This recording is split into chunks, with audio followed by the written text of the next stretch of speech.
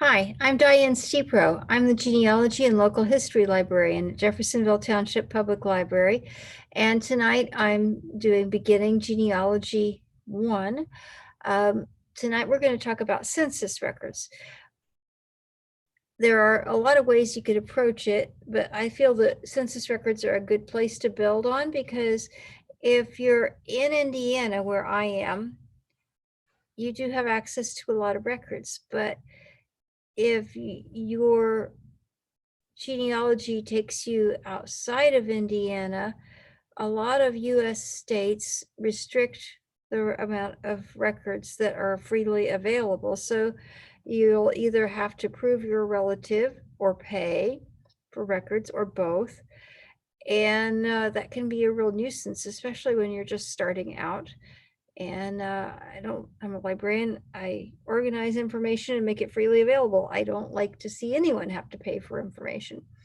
So to just start out, I recommend census records. They can take you back quite a ways and give you an awful lot of information, and they are available free to everyone in the United States from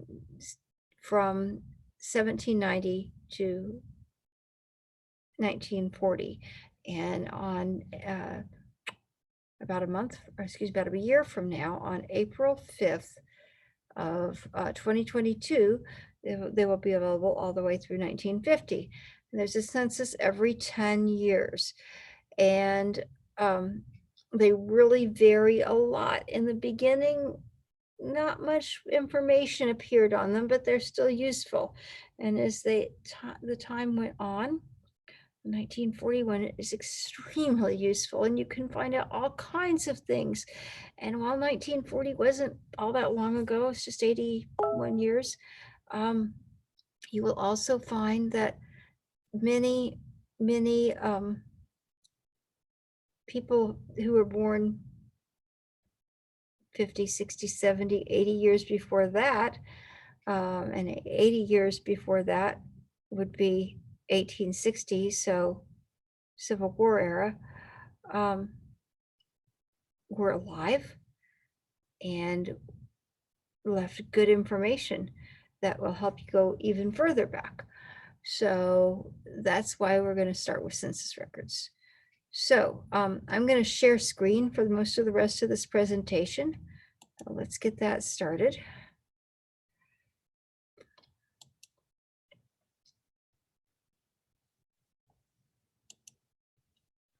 Okay. The first thing I want to show you is family search. I'll put this in the chat later, but you can see it up there also. FamilySearch.org Wiki, EN United States Census. So this is the Family Search Wiki, which is a wiki just devoted to genealogy. I'm actually an editor on the Family Search Wiki. You have to apply to become an editor. I don't think they must be too strict or they wouldn't have let me do it, but Family Search has articles about all kinds of genealogical topics. So it's a good place to go. There are two different articles about the census.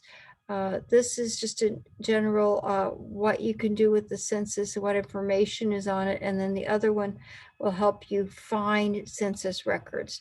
So we're going to start with this one because it tells us what's here. So you scroll down to contents of federal censuses, and you've got 3 sections here: the 1790 through 1860 censuses.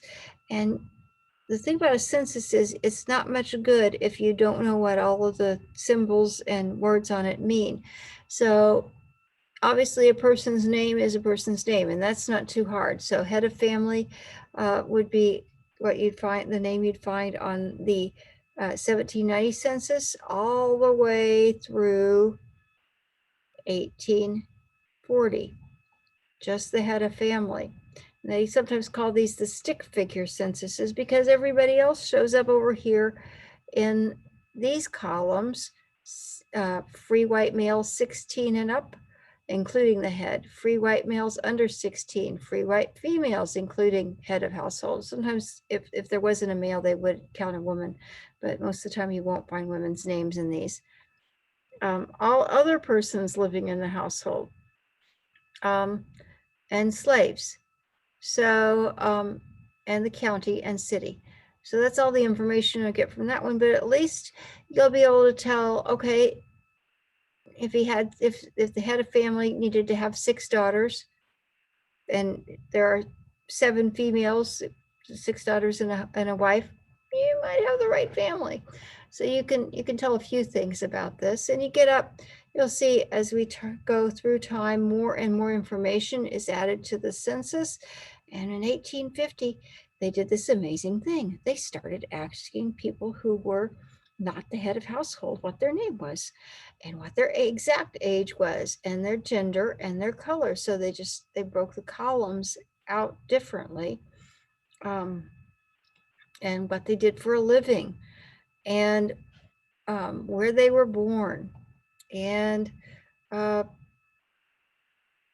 kinds of other questions. And you can go across here and see all this, and it gets a little bit more complicated in 1860.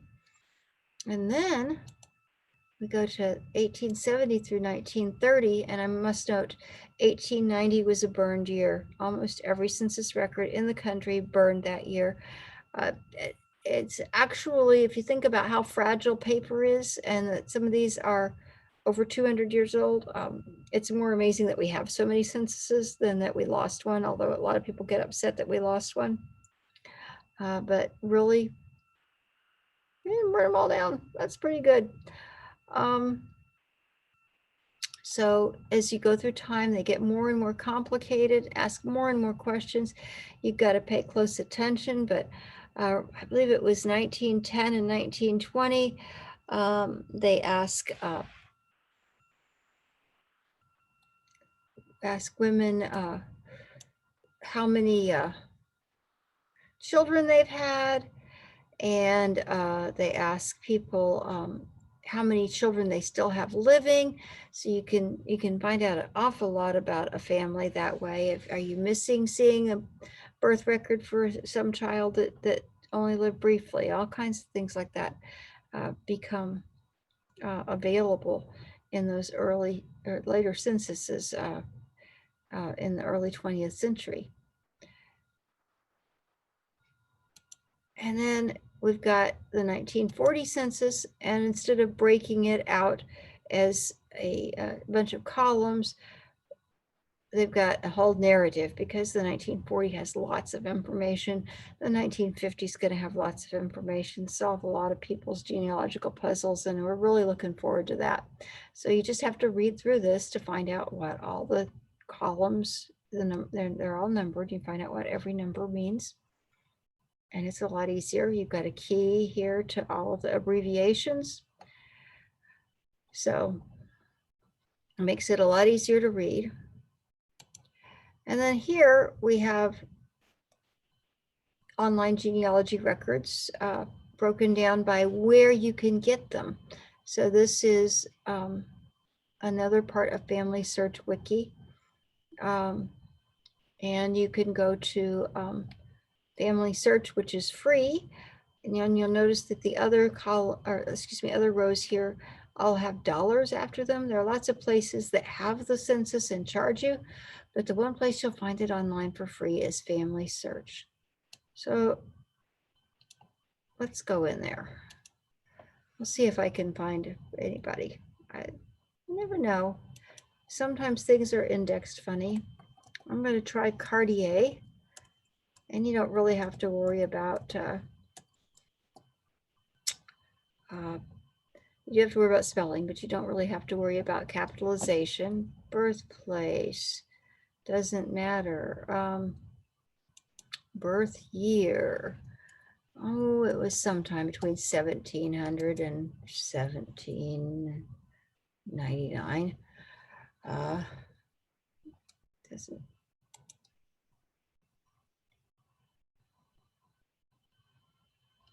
Oh, and it's giving me Cartiers instead of Cartiers. Well, You never know, especially with French names. Let's see, who else can we try? Cardinal.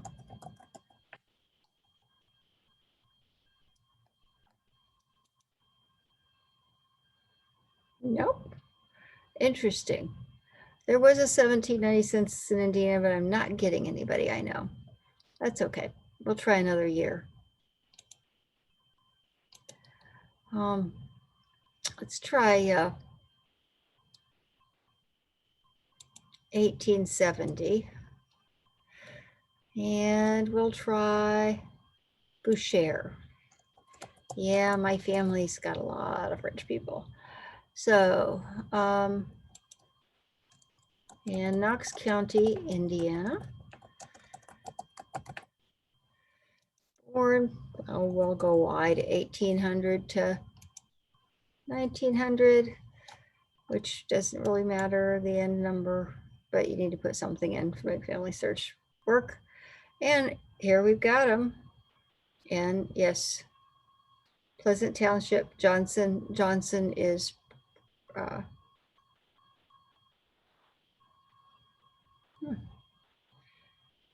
is another county in Indiana. Interesting. So, yeah, these are all relatives, although they're not the ones I expected to find. A lot of Bouchers. So I'm kind of wondering if I open them up,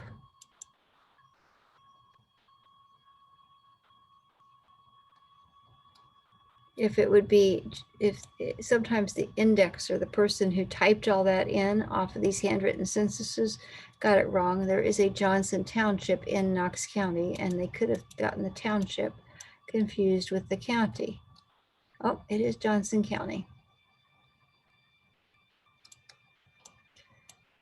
So you'll have to read through, but you'll find out all kinds of things. Here are the Bouchers: William Boucher, Mary Boucher. This is 1870, and we find out that William was a farmer. Mary keeps house. Nancy is 2 years old, and Eddie is 1. So those are their children. So there you go. You found some relatives. If you go back to the original place where we searched here, we could go a little bit closer to the current time. Let's see.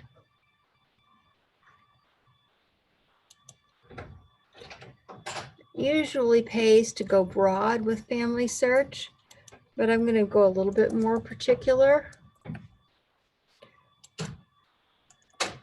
Schultz.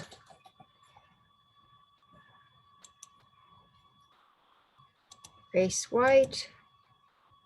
Relationship to head of family. I'm going to leave that blank. I think they were living on their own, but they could have been living with in-laws that year. Birthplace, Knox County, Indiana.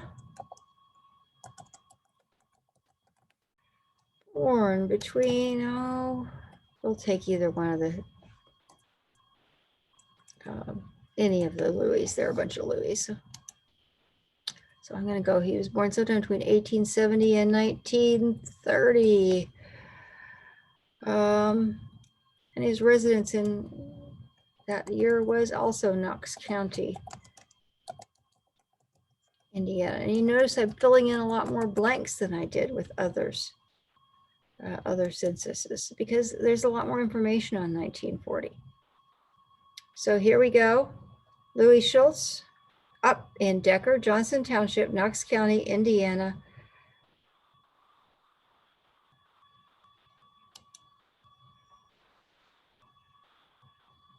And there's a little information. There are 2 Louis there.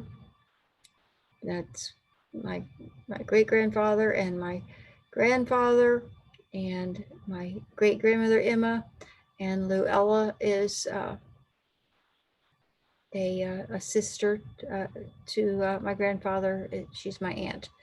and nobody ever called her Luella to her face. So I want to see the actual census record, though. We always want to see the actual record because people get things wrong. So you always want to go over to on Family Search to this picture icon, which is a photo, an old-fashioned camera. Click on that.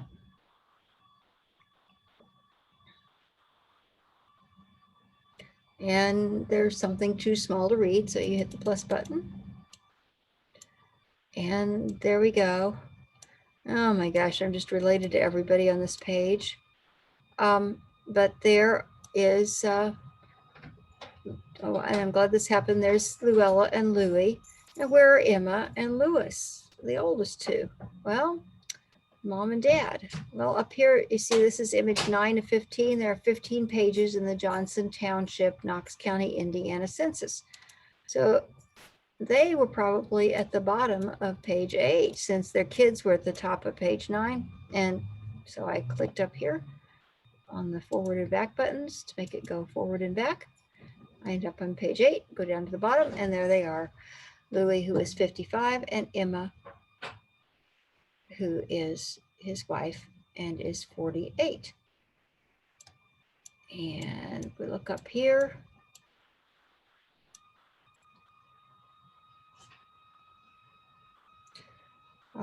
We've got all of those things that could be those questions that could have been asked in that year, and we can go down and figure out what they mean by using that 1940 census page that we had open earlier. And I'm not going to be able to get to it around all the Zoom meeting stuff. So this was just a quick overview of the census records that you can use, but what you have to do is to go through the census. I'm going to stop sharing.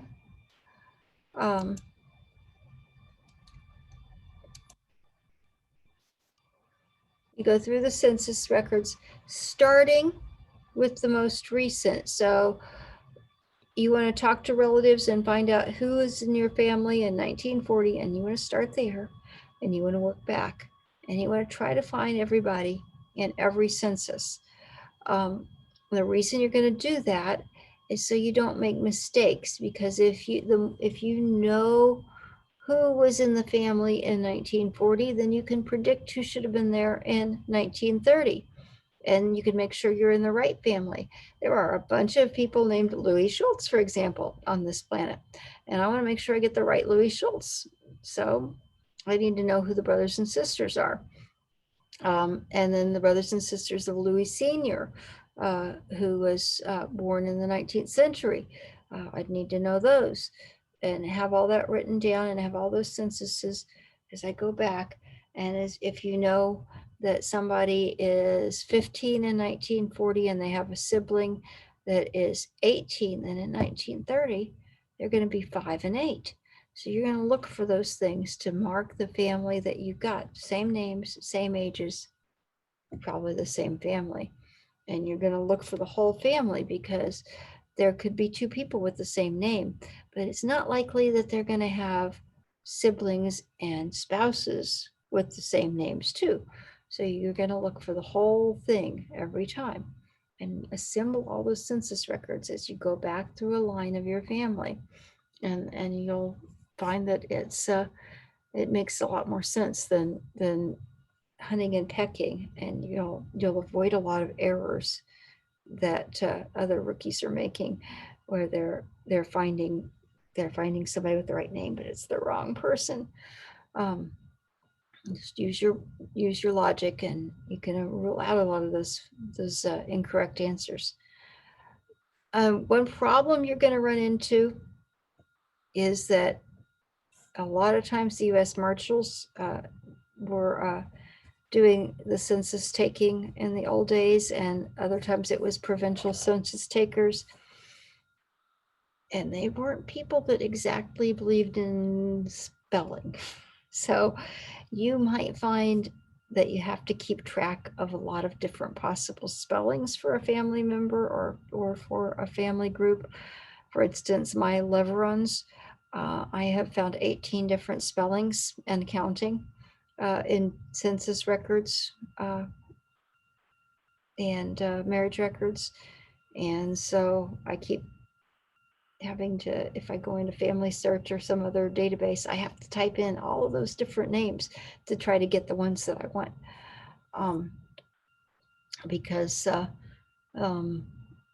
your guess is as good as mine as to what any census taker would have used. And also sometimes the people that are indexing the records, the people that are typing it all into a computer while looking at those pictures, sometimes they don't read the handwriting of the census taker all that well. And sometimes it's their fault and sometimes it's the census taker's fault. But either way, you end up with some weird spellings. The worst I've seen was somebody named Overton, whose name was transcribed as Quiverton, and I like to never found him. So you want to be aware of things like that.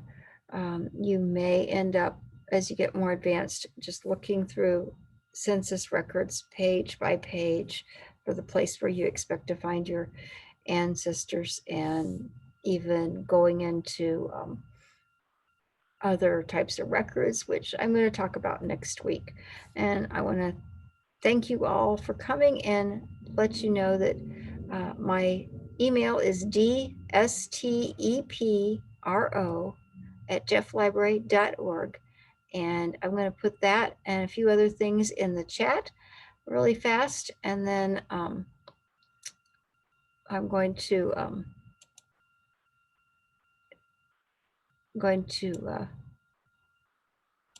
say goodbye to you all. So here's my email. Please feel free to contact me. Let me make sure I spell this right. So, there we go. So please contact me with any questions that you have. I'd be thrilled to answer your questions. And then the links that I gave you earlier, I showed you earlier, I'm going to make sure you have those so you can see census information. And I want to mention while I'm talking still that it's always possible to get on Family Search free, but during the pandemic, at least until June 31st right now, Ancestry.com is also available free through most libraries. You have to click on a link from your library and enter your library card number. And if you have any questions about getting a library card at Jeffersonville Township Public Library, let me know. I'll be happy to help you. Thank you all for listening in, and I hope to see you back next week. Y'all take care.